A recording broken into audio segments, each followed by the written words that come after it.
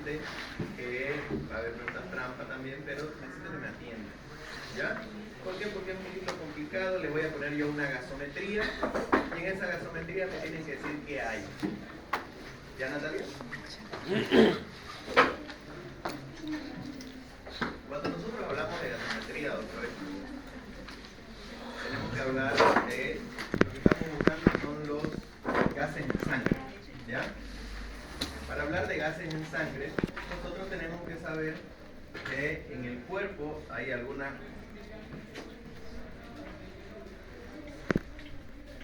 de manera normal, de manera fisiológica, nosotros tenemos ciertos gases volátiles que están presentes en nuestro cuerpo.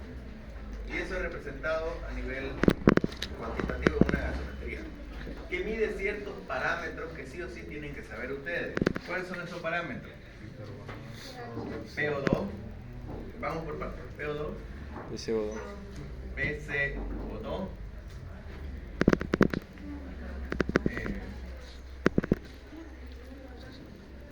oxígeno, PO2, PSO2, bicarbonato, HC3. y pH.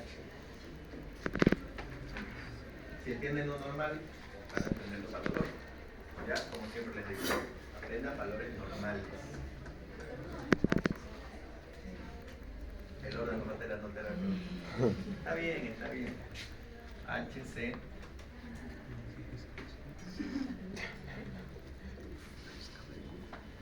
Ahí.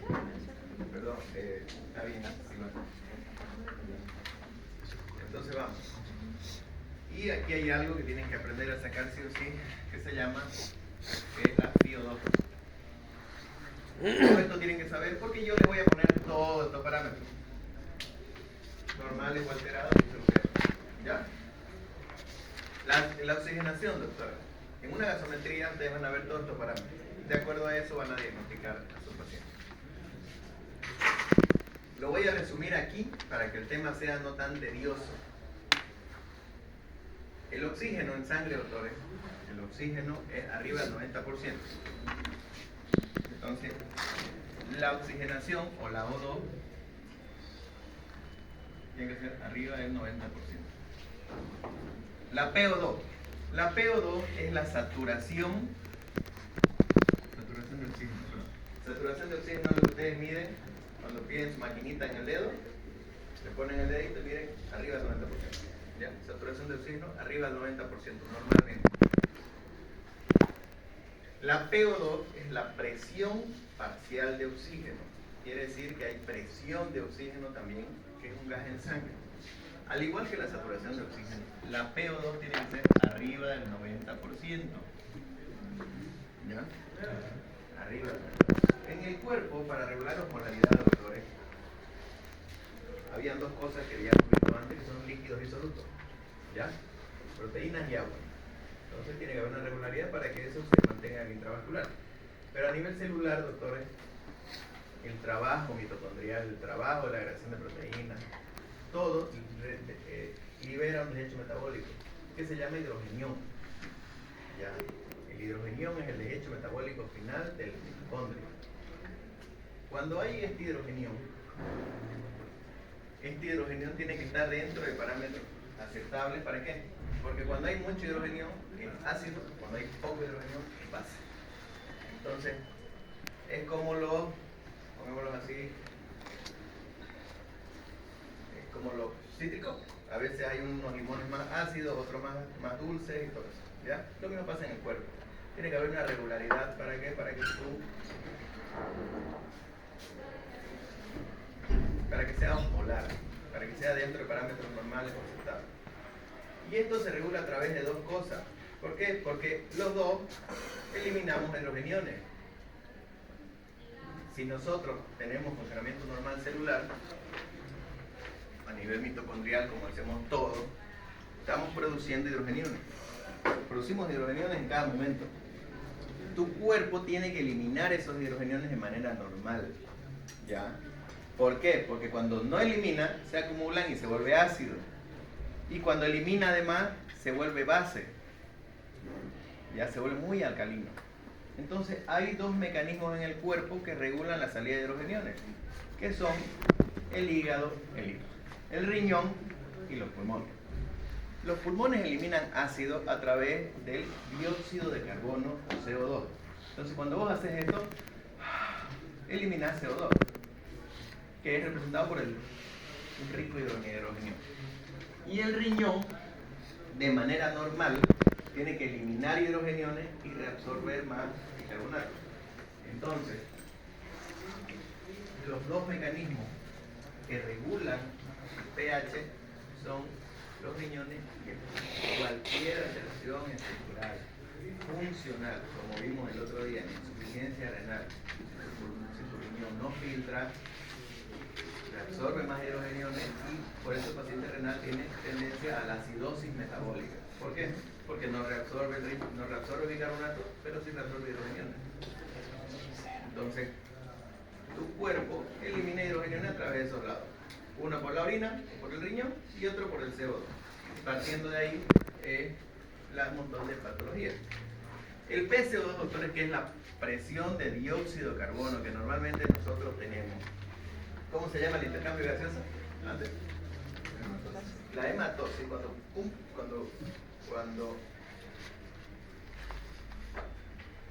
cuando nosotros ingresa oxígeno, ya a nivel pulmonar pasa la hematosis, que es la transferencia de oxígeno y dióxido de carbono. Entonces, el PCO tiene un valor aceptable o un valor normal que es de 35 a 45 milímetros de mercurio. ¿Ya? El bicarbonato, doctores. El bicarbonato es el mecanismo de compensación a nivel renal, que el riñón reabsorbe bicarbonato, ¿ya? Y tiene un valor normal de 22 a 26. Puede ser más, menos 2. Puede ser 20 hasta 28, aceptable hasta por ahí. El pH es la regularidad que hay entre hidrogeniones, que tiene que ser entre 0.735 a 7.45, y la FiO2 es la fracción inspirada de oxígeno, que es 21%. ¿Qué significa esto? Cuando vos respirás, cuando haces esto, ustedes respiran, solo el 21% de todo lo que meten es oxígeno. Eso significa fracción inspirada de oxígeno. ¿Ya? Y eso nos va a servir más allá. ¿Por qué? Porque vamos a ver que hay ciertas patologías que necesitamos saber. Ahora, en resumen, doctores, si ustedes le dan nombre a esto, a esta alteración, van a tener las patologías. Si la patología es pulmonar, la patología es por CO2, la patología es pulmonar. Si la alteración es por bicarbonato, la patología es renal. En resumen, doctores, ¿ya? Entonces vamos a ver de que los trastornos ácido-base son 4, que son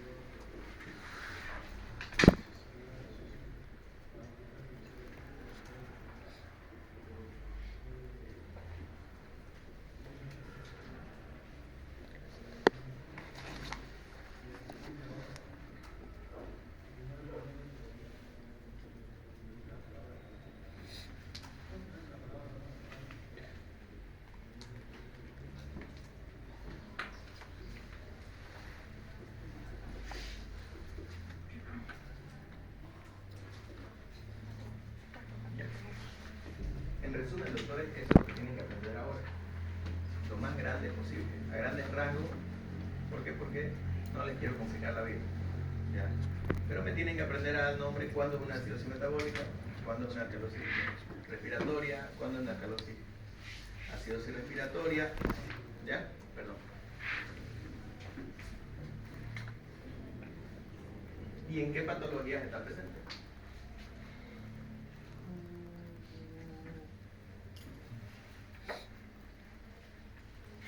Cuando hablamos del acidosis o alcalosis, doctores, el nombre lo da el pH. ¿Ya? El pH da el primer nombre. Si el pH está abajo de 7.35, se denomina acidosis. ¿Ya? Entonces, cuando nosotros tenemos acidosis, lo primero que buscamos es el pH, ¿ya?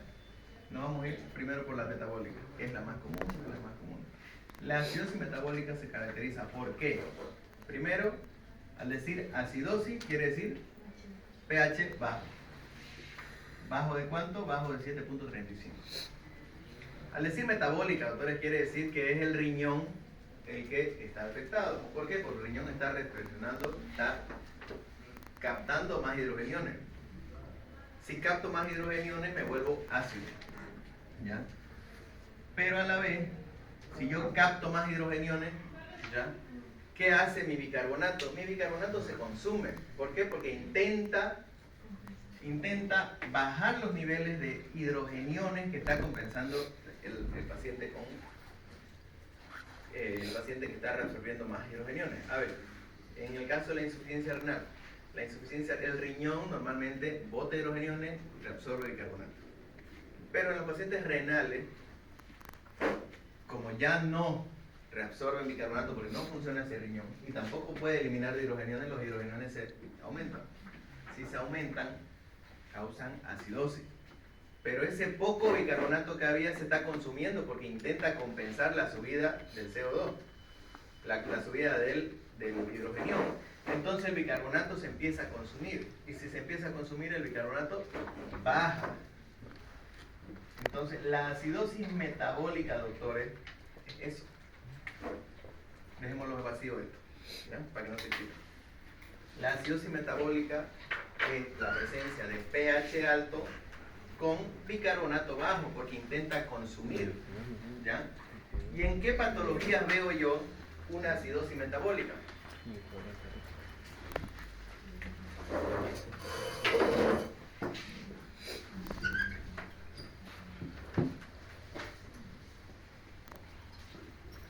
¿En qué patología veo acidosis metabólica? Como acabo de decir, insuficiencia renal, doctores. Insuficiencia renal crónica. Todos los pacientes con insuficiencia renal crónica siempre tienen tendencia a la acidosis metabólica. ¿Por qué? Porque no eliminan hidrogeniones y no reabsorben bicarbonato. Y el poco bicarbonato que tienen lo usan para intentar compensar, ¿ya? Ahora, no se metan a la parte del pulmón porque es complicarles la vida.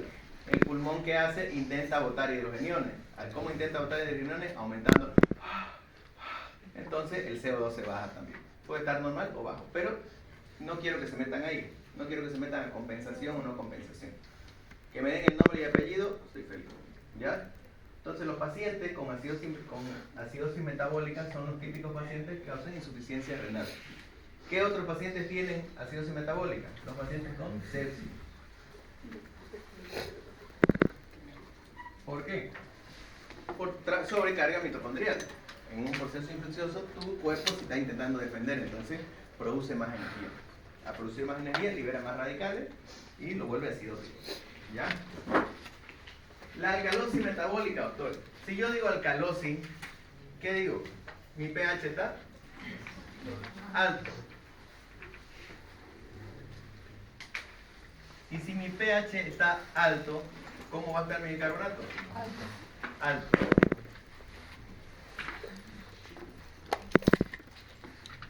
No se metan con el CO2. El CO2 no se mete. ¿Ya? Está normal. Entonces, ¿qué quiere decir? ¿En qué pacientes veo yo de que hay una alcalosis metabólica? En pacientes que están deshidratados.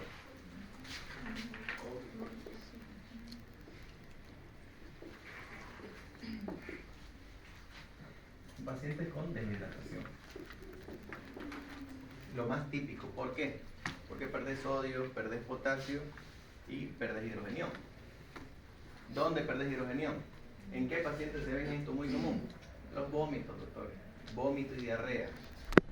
Ya se ve de que hay una disminución de los niveles de bicarbonato, de hidrogenión, porque lo estás botando todo, ¿no? Botas todo tu ácido gástrico.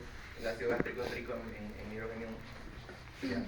Y en potasio, y el potasio arrastra. Entonces, en los pacientes hidratados es muy común ver alcalosis metabólica. Ahora, Acidosis respiratoria. Si es acidosis, pH bajo.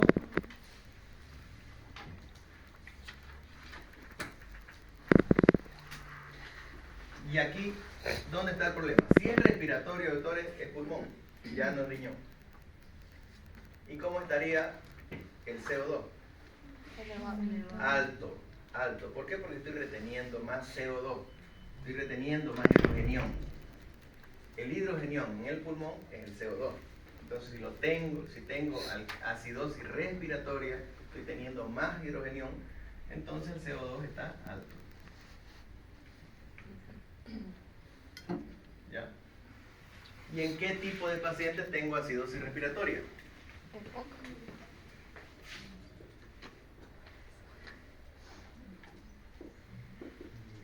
¿En qué tipo de pacientes tengo acidosis respiratoria? En Morales. Cualquier cosa que te cause hiperventilación. No, hiperventilación estoy botando. En EPOC, lo que dijo Kena, en EPOC, ¿ya? En EPOC. Y hay una cosa muy común actualmente que hace 2 semanas pasó, que los pacientes se intoxicaron por CO2 alto. ¿Qué era? El incendio de Los incendios, las quemaduras, pues doctores. Ya los incendios producen monóxido de carbono. Al aumentar los niveles de monóxido de carbono, que es más volátil que el dióxido de carbono, hay una acidosis respiratoria. ¿Por qué? Por el cadmio. ¿Ya?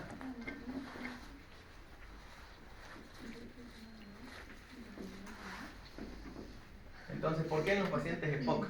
Los pacientes EPOC, doctores, entra el oxígeno, intercambia, pero no puede salir. Eso pasa en los efitemas. En el efitema el problema, este es el alveolo. Cuando hay enfisema pulmonar se pierde la elasticidad, entonces este saco no infla y desinfla. Entonces se vuelve así, duro. ¿Ya? Se vuelve duro. El oxígeno entra, se convierte y no sale.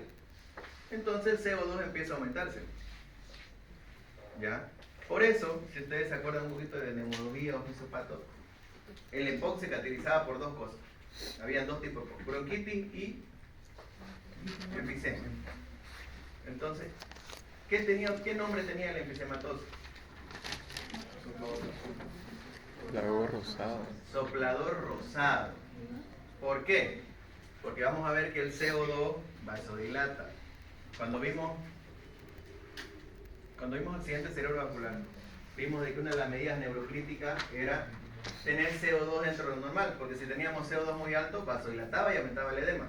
Si teníamos CO2 muy baja, vasocontraía y causaba isquemia. Entonces, el CO2, doctores, en los enfisematosos, en los EPOC, se aumenta.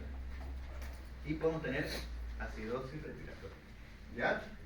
Ahora, la alcalosis respiratoria. Si es alcalosis, pH bajo.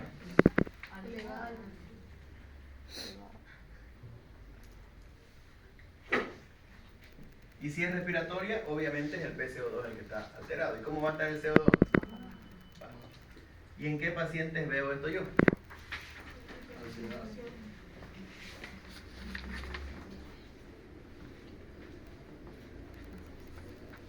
¿En qué paciente veo esto? Sonia.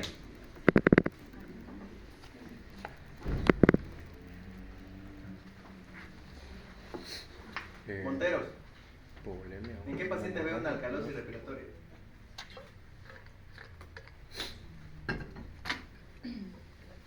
Natalia. ¿Una embolia? Una hemorragia. ¿Cómo sería una embolia?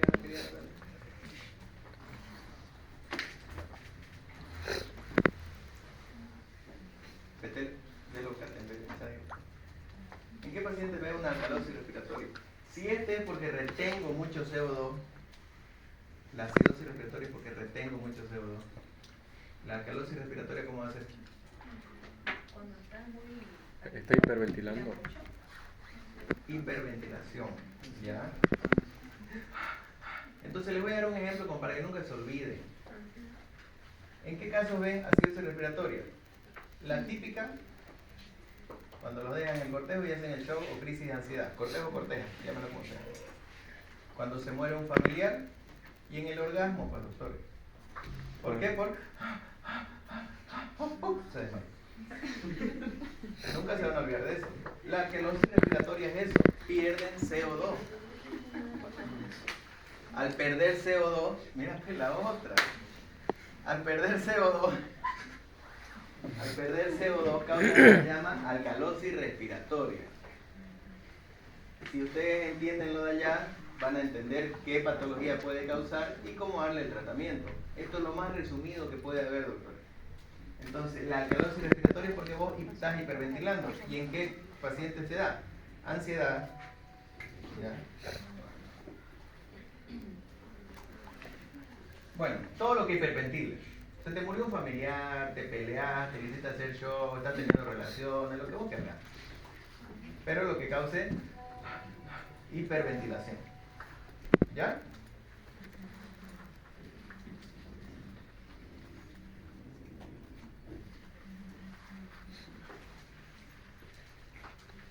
Eso, doctores, es lo que necesito que se aprendan. Sí o sí. Lo allá y lo acá. ¿Por qué? Porque el tema es un poco tedioso. El tema es más profundo y lo voy a hacer muy superficial porque no me van a entender. ¿Ya? Entonces, de acuerdo a la patología, a lo que vos veas en la gasometría, vas a pensar en una posible tratamiento. ¿Por qué? Porque si es una insuficiencia renal, ¿cuál es el tratamiento de la insuficiencia renal en una acidosis metabólica? Diálisis. Bueno, tenés que dializarlo. Si fuera una alcalosis metabólica, tu paciente está deshidratado con vómito y diarrea, que es una de las principales causas de alcalosis respiratoria, trata la infección, ya, hidratalo, lo hidratás y ya mejora tu paciente. En el caso de la acidosis respiratoria, por EPOC, por intoxicación, ¿qué le damos? Oxígeno, ya, lo sacamos del exponente, lo que está exponiendo, y en el caso de los EPOC, broncodilatadores, antimuscarínicos, nebulizaciones, todo lo que vos querrás, ¿ya? ¿Para qué? Para que limpie ese dióxido de carbono. Y en el caso de la acidosis respiratoria, calmas la ansiedad y haces lo que hacen en las películas. Le das una bolsa y que respire en la bolsa, para que ese CO2 recircule. ¿Han visto? No es que le dan una bolsa, calmate, le dicen, ¿no? Entonces, ese es el tratamiento de la alcalosis respiratoria. Ustedes entienden qué hay allá, entienden qué patología y de acuerdo a eso vamos a tratar, ¿ya?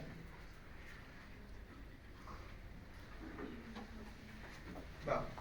Entonces, la idea es que lo que les dije a muy grandes rasgos, lo vamos a ver ahora, que es la regulación fisiológica, que tiene que ver con el riñón y el pulmón, la interpretación de acuerdo a los valores y qué hacer con eso. ¿Ya? ¿Qué vamos a hacer con eso? Entonces, cuando nosotros hacemos una gasometría,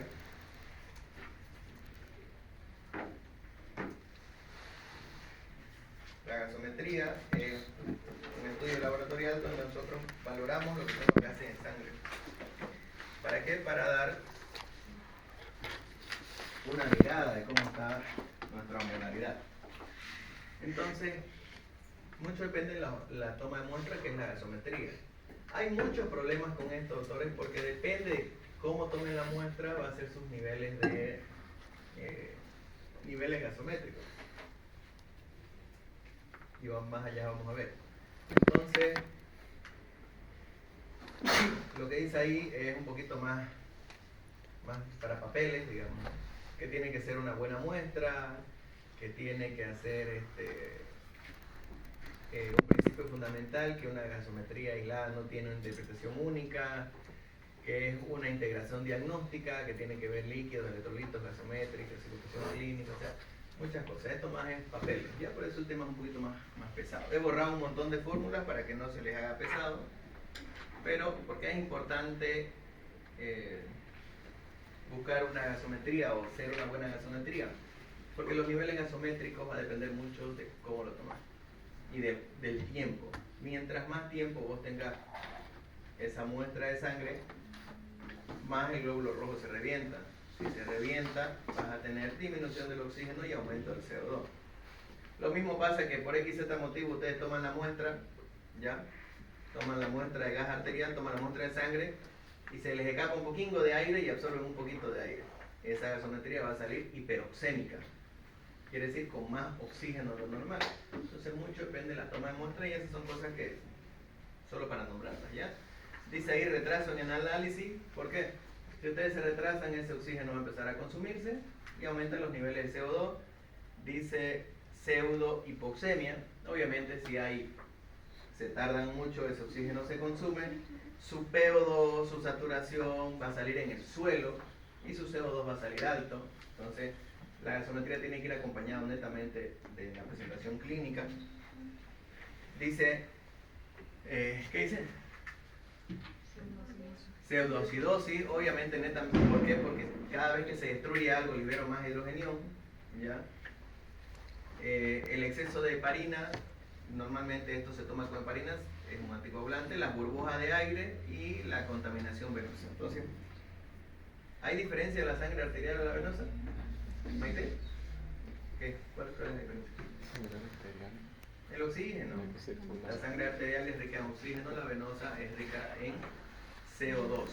Entonces, los niveles elevados de CO2 te pueden hacer pensar de una acidosis respiratoria. Y solo por nomenclatura, si yo tengo pH normal y un CO2 alto, ¿cómo se llama? ¿Qué pasa si yo le pongo pH 737 y PCO2 de 60? Hipercapnia. Hipercapnia. CO2 baja, hipocapnia, saturación alta, o bueno, presión alta, hiperoxemia, saturación baja o presión baja, hipoxemia, ¿no? Entonces son nomenclaturas que tienen que saber. ¿Por qué? Porque en el libro está así, ya en el libro está más técnico. Vamos. Esos son los niveles que tienen que saber ustedes sí o sí, son los valores fundamentales que ya les nombré hace rato, que son el pH, el PCO2, el PO2, el bicarbonato y la saturación. Sagrado, doctores, que tienen que saber valores normales. Prácticamente todo renal, si se dan cuenta, es un poco fregado por eso, porque tiene hartos valores, es más laboratorial. Entonces, tienen que saber los valores normales y una vez ven lo normal, aprenden lo patológico.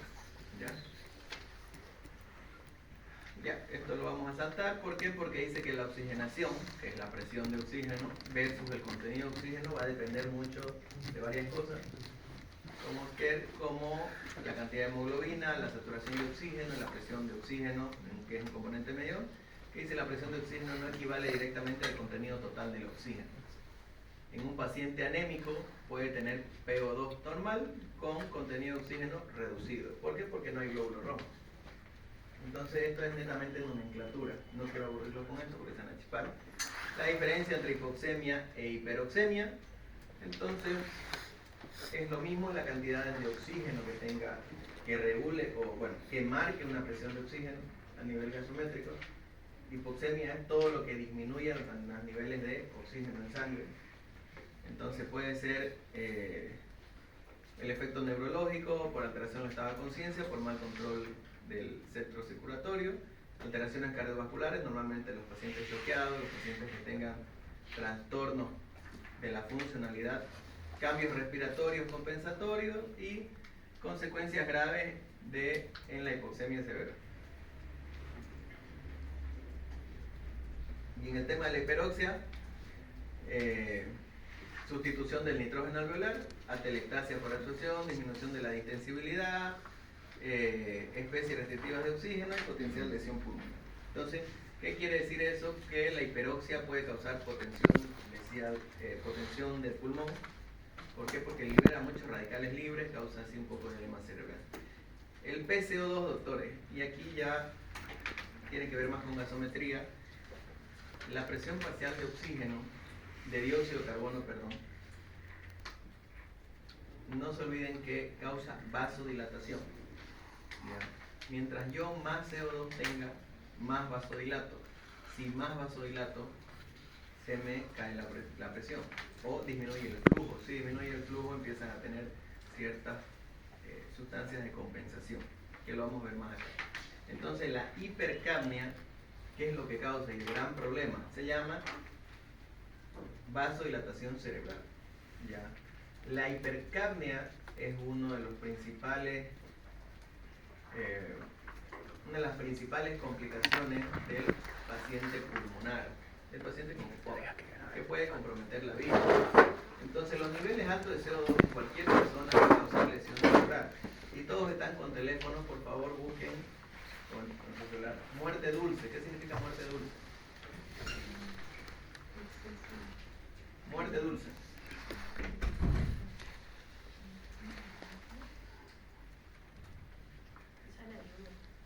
Ah, claro, les va a salir ayuda en internet porque les va a decir, usted se quiere matar. Recibe ayuda. Sí, recibe ayuda, dice, ¿no? Porque es una emergencia, ya es una manera de morir. Pero para que aprendan ustedes, busquen muerte dulce, por favor. No sufre monocetosis. Ya, pero explíquenme. Intoxicación por monóxido. Intoxicación por monóxido de carbono. Eso significa, doctores, ¿ya? La muerte dulce es una intoxicación por monóxido de carbono. ¿Por qué? Normalmente, como les dije, el CO2 tiene un umbral de 35 a 45. El aumento progresivo de CO2 causa una vasodilatación. Al causar vasodilatación causa edema cerebral. Si hay edema cerebral, hay depresión del sistema nervioso y por ende hay depresión del centro circulatorio, causando una muerte sin dolor. Y el paciente tiene ciertas características, como ser las mejillas rosadas, los labios rosados y los dedos rosados. Entonces se llama muerte dulce porque el paciente muere sin sufrir. Y tiene un color característico, no sé si lo pueden buscar ustedes, de que dice que el paciente tiene las mejillas rojas. Entonces, ¿cuándo pasa esto, doctores? Cuando es muy común, la muerte dulce. Ha pasado varias veces. En los autos, pues, doctores, en los autos, cuando la pareja se va al motel, deja el auto encendido, se quedan adentro y el otro día lo ven muerto, aparece muerto. ¿Por qué? Porque ese monóxido de carbono recircula, el paciente se empieza a dormir y deprime el sistema nervioso, bloqueando el centro respiratorio, causando una muerte dulce. Se llama muerte sin dolor. ¿Ya? Por eso lo hice buscar, para que tengan un conocimiento de qué es lo que causa el CO2 alto. Y como su nombre lo dice ahí, causa vasodilatación cerebral, cambios en el pH, obviamente. ¿Por qué? Porque dijimos que el CO2 es hidrogenión, prácticamente. Causa alteración de la conciencia, estimulación adrenérgica y efectos neurológicos progresivos. El paciente se deteriora. Entonces, se muere por edema cerebral. ¿Cuál es otra manera de tener de CO2 alto? La intoxicación por quemaduras, como su nombre lo dice allá. Normalmente en los pacientes que están en los bomberos, cuando se quemó Barrio Lindo o la feria, el 70% de la atención fue por intoxicación por monóxido de carbono. ¿Ya?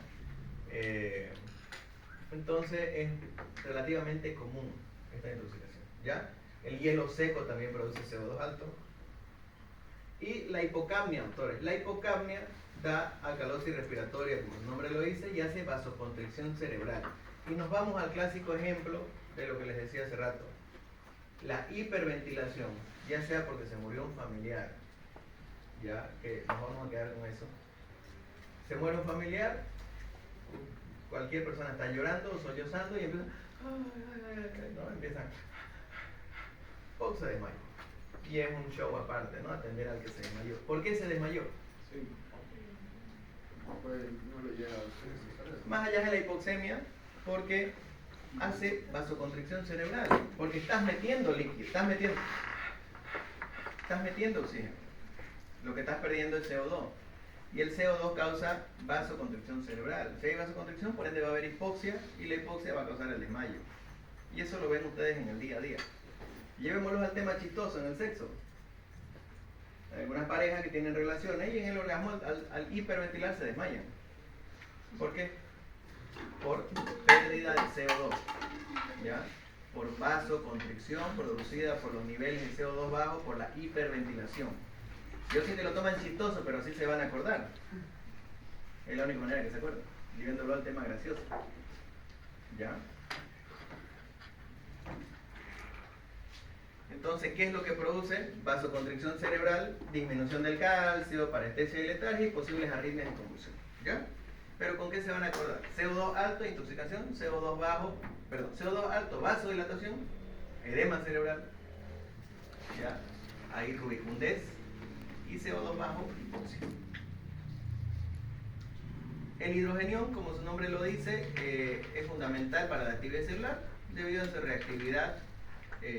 Interactúa con proteínas, enzimas y membranas.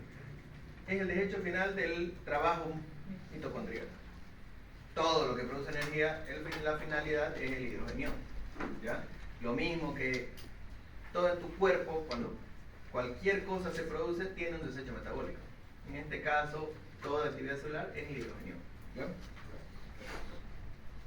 Ahora, hay un ácido volátil y un ácido fijo. ¿Cuál es el ácido volátil? El CO2. Entonces la regulación del pH está dada por dos cosas, el pulmón y el riñón. El pulmón tiene mayor rapidez de intentar regular el pH. Si el pH se eleva un poquito o se va, entonces vos hiperventilás o hipoventilás. ¿Para qué? Para que tu CO2 juegue con esos niveles de pH. Y los ácidos fijos, que son normalmente eliminados por el riñón, tienen que ser eliminados por el riñón, pero en algunas patologías renales no se eliminan, y el riñón tiene que hacer dos cosas: eliminar hidrogenión y absorber bicarbonato. ¿Ya? Entonces estas son las dos cosas que regulan los niveles ácido-base. Entonces eso, el pulmón y el riñón son reguladores del pH. El pulmón, que es el componente respiratorio, y el riñón, componente metabólico, y aquí parte el nombre y el apellido. El pulmón elimina CO2, que es una respuesta rápida, y modifica la presión de dióxido de carbono, y el riñón excreta hidrogeniones, absorbe bicarbonato, y es una respuesta lenta. Esa tarda un poquito más. Pero acuérdense, doctores, que está regulado por pulmón-riñón. Nada más. ¿Ya? Preguntas hasta por acá, si es que me están entendiendo, por favor pregunten, porque este tema sí se los voy a preguntar. Y en el libro está feo. Así que pregúntenme sin miedo, cualquier duda. Vamos. Les he borrado un montón de fórmulas que hay en el libro, porque pues no veo que tengan sentido. Que aprendan fórmulas, que aprendan la compensación, porque es chiparlos en vano. Les pediría que me pregunten, porque yo sí les voy a preguntar, y va a haber más de una pregunta por esto. Así que por favor, el otro miércoles es examen. Sin miedo. Lo que está avanzando, sabiendo esto, ya está bien para el examen, o quiere que profundicemos en el libro, porque está horrible. No pasó. Está horrible en el libro. Está feo, por eso se los estoy poniendo relativamente fácil. Como para saber. Pero me están entendiendo, esa es la pregunta. Como para que en el libro vayan y lean y profundicen un poco. Porque hay preguntas que voy a sacar obviamente del libro. Más allá que les voy a poner ejercicios, que va a haber unos 2 ejercicios. Ya. Hay preguntas que sí van a salir del libro, que son preguntas de esto, más buscadas, digamos, ¿ya? Pregúntenme, porque yo les estoy avisando. Ácido base es sí o sí necesario que sepan. Igual ionograma. Porque todo lo demás está fácil. Nefrítico, nefrótico, renal agudo, renal crónico, está fácil. Pero esto sí. Pregunten, Abraham. ¿Entendió todo, Abraham?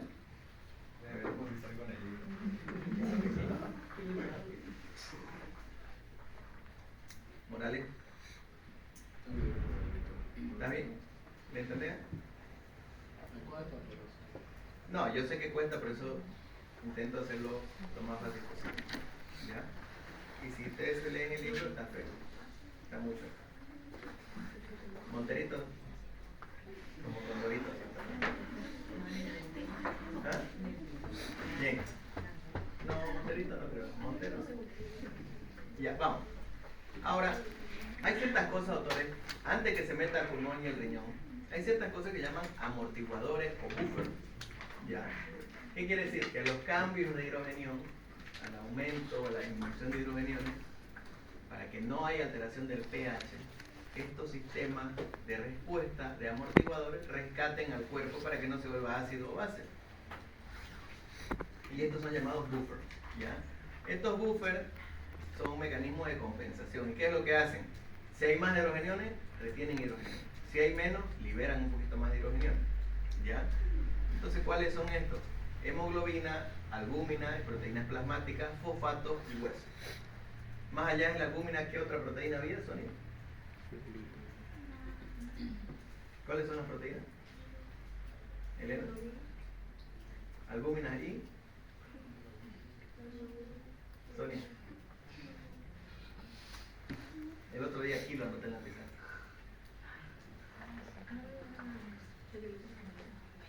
Albúmina y globulina se llamaba, ¿no? Hay muchas proteínas plasmáticas, pero predominan las albuminas y las globulinas. Los fosfatos y el hueso, ¿por qué? Porque es un reservorio de carbonato. ¿Ya? Esos son los buffers. Ecuación de Hender-Halbert. He borrado un montón de pornómiles.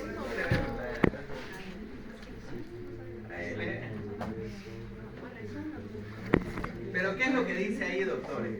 La ecuación, en resumen, doctores, que está en el libro. La ecuación dice, así se saca el valor del pH, así se saca el nivel de CO2, así se saca el nivel de bicarbonato. Eso es lo que dice la ecuación. ¿Ya? Entonces, ahí está. El pH, como lo sacan, es una relación entre dióxido de carbono, CO2 más 20 de 2.1. Tiene que ser 2 dividido entre 1. O sea, 20 veces más que el otro. ¿Ya? Y tiene una fórmula específica que no tiene sentido para que aprendan. ¿Ya? Entonces, lo único que dice esta relación, que es esto, el pH es igual a 6.1 más el logaritmo del bicarbonato dividido entre 0.0.3 por la presión parcial de oxígeno, por la presión de dióxido de carbono. Así se saca el pH. ¿Ya? Pregunta de examen. Pero Vamos. El exceso de base, doctores. El exceso de base. El exceso de.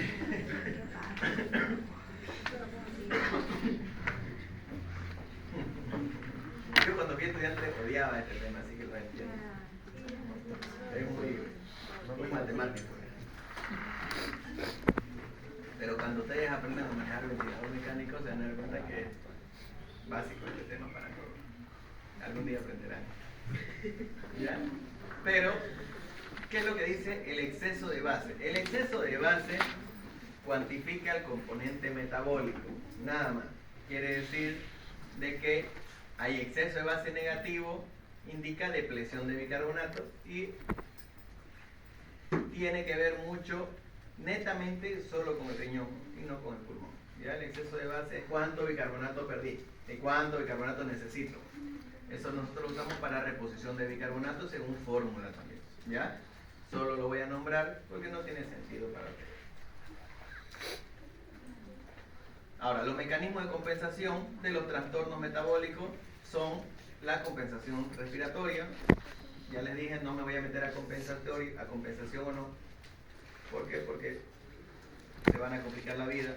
Pero lo que quiere decir ahí es que en un paciente con insuficiencia renal, ¿ya?, que tiene una acidosis respiratoria, su compensación es hiperventilar. ¿Ya? ¿Por qué hiperventila? Porque intenta sacar CO2. Ahora, cuando ese paciente que tiene un trastorno metabólico hiperventila, hay una presentación clínica que ustedes conocen como... No, un tipo de respiración clínica. ¿Kussmaul? Respiración de Kussmaul. ¿Por qué? Porque tiene un trastorno. Todo paciente séptico, todo paciente con EPOC, todo paciente que tenga una acidosis con una acidosis metabólica y hace esto, intenta sacar CO2. Eso es lo que dice compensación respiratoria.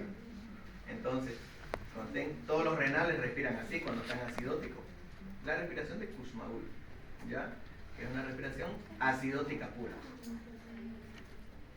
Y en el trastorno respiratorio, que es que yo tengo mucho CO2, el bicarbonato se intenta bajar, se baja, perdón, ¿ya? ¿Por qué? Porque intento compensar. Ahora, electronegatividad, doctores, o electroneutralidad, quiere decir relación entre aniones y cationes. Los aniones son todas las cargas positivas y los cationes son todas las cargas negativas. Entonces, a esto se llama anion gap. ¿Ya? Y el anion gap es la relación entre aniones y cationes. Los aniones son todos los que tienen carga positiva, que son sodio, potasio, calcio y magnesio. Y los cationes, perdón. Y los aniones son el cloro, el bicarbonato y la proteína de los fosfatos. La relación de esto, ya, que no se lo voy a preguntar, la relación de esto tiene que tener un valor normal. ¿Por qué? Porque ahí yo puedo jugar con el nombre o el apellido de esto, que sea una acidosis láctica, que sea una acidosis hiperclorémica, ¿ya? Entonces, es fregarlos la vida y aplazarlos, ¿ya? Ya, acidemia versus acidosis, ¿ya? La acidemia es una medición objetiva, la alcalemia igual, es disminución de los niveles de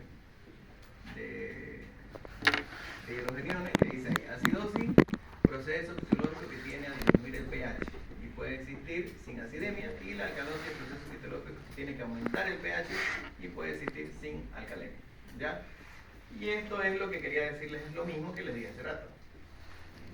Esto sí o sí puede que les pregunten, que se llaman los 4 trastornos primarios, que son acidosis metabólica, alcalosis metabólica, acidosis respiratoria y alcalosis respiratoria, que es esto lo que vimos aquí. Nada. ¿Ya? ¿Está bien, Bárbara? Ok, casi te desfiguraste.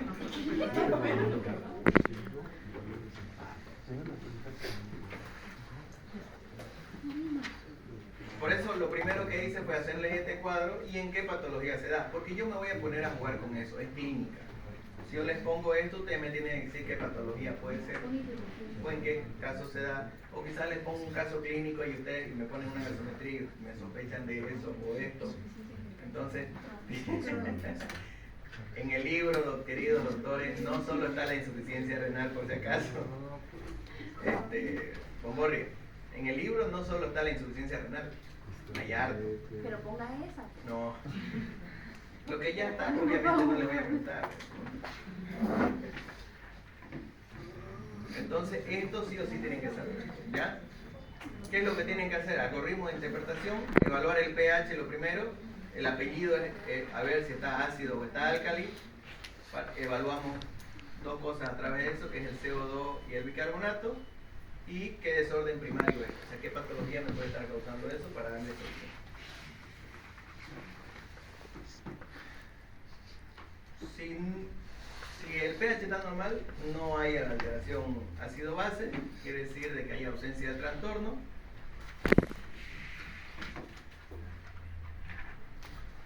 Y bueno, esto ya es un poquito más profundo para ustedes. ¿Puede haber el caso que tenga los dos? O sea, que tenga acidosis metabólica y acidosis respiratoria. Sí, señora, se llama trastorno mixto. ¿Ya? Lo puedo meter eso también porque sean. Pero puede haber, se llama un trastorno mixto. ¿Ya? Trastorno mixto. Ya, gracias a mí lo vamos a poner. ¡No! Escúcheme, para el trastorno mixto. No, mentira. ¿Ya? Pero sí puede haber. ¿Ya? Esto, doctores, esto es un poquito profundo. Si lo meto al anion gap, el anion gap me dice de que puede haber una acidosis hiperclorémica, una alcalosis hiperclorémica. Uno de los principales efectos secundarios actualmente el uso de los GLP-1, que son el Ozempic y la tirzepatide que están usando ustedes, es la acidosis hiperclorémica. Entonces se ve a través de esto, ¿ya? A través del anion gap y de la gasometría. Entonces vemos de que la acidosis metabólica, doctores, ¿por qué es así? ¿Por qué es la acidosis metabólica netamente? Porque el riñón no elimina hidrogeniones, no reabsorbe bicarbonato. Nada más. En este caso, aquí. La acidosis metabólica, el riñón no elimina hidrogeniones, los hidrogeniones se juntan, forman un estado ácido y no reabsorben, bicarbonato. Por ende se pierde, ¿no? La brecha aniónica, autores, es la relación entre aniones y cationes, como le dije, entre electrolitos y cloro, bicarbonato y proteína. Entonces, ¿para qué me sirve esto? Lo normal es de 8 a 12. No hay mucho sentido que lo aprendan ustedes, pero el anión GAP elevado es la acumulación de ácido orgánico y el anión GAP normal es pérdida de bicarbonato. Nosotros lo usamos normalmente para darle un segundo apellido a la acidosis, ¿ya? Más tiene que ver con las partes metabólicas. Entonces, ahí lo dice que es acidosis con brecha aniónica elevada, quiere decir de que hay una mala regulación entre aniones y cationes, que tiene que ver normalmente en pacientes que tienen acidosis láctica, en cetoacidosis, en tóxicos exógenos, en insuficiencia renal. Ya, obviamente no les voy a preguntar todo eso. La corrección de anión GAP por albúmina, tendrían que, nosotros medimos la albúmina para corregir el anión GAP, para corregir la relación entre electrolitos. Vamos a saltar, brecha aniónica también. Acidosis metabólica, autores, es la alteración, como les dije, disminución del pH, disminución del bicarbonato. Clínicamente, como su nombre lo dice, a nivel respiratorio, causa algo que se llama respiración de Kussmaul, que es una respiración acidótica. A nivel neurológico causa letargio. ¿Por qué? Porque causa un leve edema cerebral. ¿Por qué? Porque hay una vasodilatación. La acidosis produce vasodilatación. Por eso cuando nosotros estamos frente a un paciente con paro cardíaco, siempre le indicamos bicarbonato, 100 ml de bicarbonato. ¿Para qué? Para disminuir la acidosis producida por la respuesta del paro, ¿ya? A nivel cardiovascular, baja la presión, como su nombre lo dice, ¿ya? La alcalosis metabólica normalmente está dada por pérdida de hidrogeniones. Si yo pierdo hidrogeniones, tengo disminución, si yo pierdo hidrogeniones, me vuelvo álcali, me vuelvo base. ¿Y en qué paciente vemos esto? En pacientes que tienen vómito y diarrea. Algo muy rico en hidrogeniones es el pH gástrico, el ácido clorhídrico. Si pierdo mucho en los vómitos y en la diarrea, yo voy a tener algo que se llama alcalosis metabólica, ¿ya? La alcalosis metabólica es pérdida de cloro, de hidrogeniones y una depleción de potasio. Entonces el tratamiento del vómito, diarrea o deshidratación es hidratación. Hidratarlo, repones líquido y mejoras la alcalosis metabólica. Estoy siendo muy resumido por si acaso, ¿ya?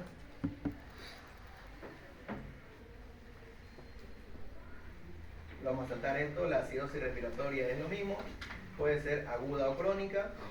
La aguda es una hipercapnia brusca, una acidemia más marcada y la compensación renal tarda un poquito, como dijimos.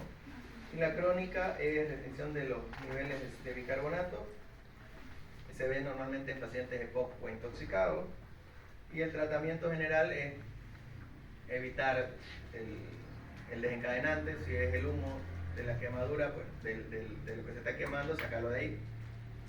Si es el paciente EPOC, dale broncodilatadores, antimucorínicos, corticoides. Y cuando hay acidosis respiratoria asociado a alteración del estado de conciencia, pues tenés que intubarlo y que el ventilador ventile por boca, ¿ya? En la alcalosis respiratoria, autores, hay alteración del estado de conciencia por vasoconstricción. Es el paciente que ya les dije, el que hiperventila. Si hiperventila, pierde CO2, causa vasoconstricción y se cae. Entonces, ¿qué tenés que hacerle a ese paciente? Darle una bolsa y que respire, que recircule CO2. Nada más. Y esto es lo que hablaba Mel, que es trastornos mixtos del equilibrio ácido-base, que vamos a saltar.